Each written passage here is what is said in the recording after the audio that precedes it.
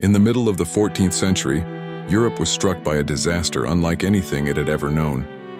Between 1347 and 1351, a plague swept across the continent, killing millions and reshaping history.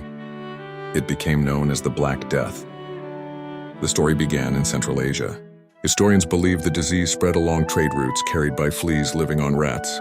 As caravans traveled the Silk Road and ships sailed the Mediterranean, the infection spread westward.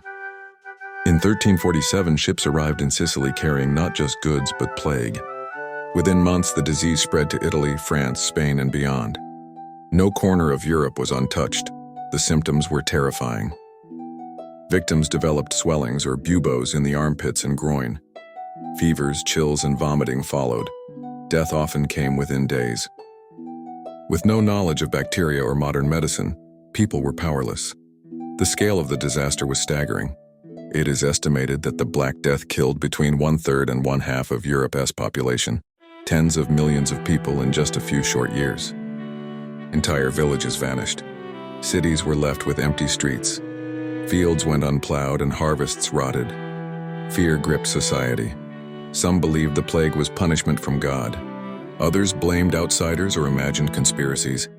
Flagellants, groups who whipped themselves in public, roamed from town to town hoping to atone for humanity's sins. Meanwhile, doctors tried strange and often useless remedies, from bloodletting to carrying herbs and charms. The social impact was immense. With so many dead, labor became scarce. Peasants and workers found their labor suddenly in demand and wages rose. In some places, this shift weakened the rigid feudal system and gave ordinary people more bargaining power. Religion was shaken too. Many turned to faith, but others lost trust in the church, which could not explain or stop the plague. This disillusionment helped sow the seeds of change in European thought.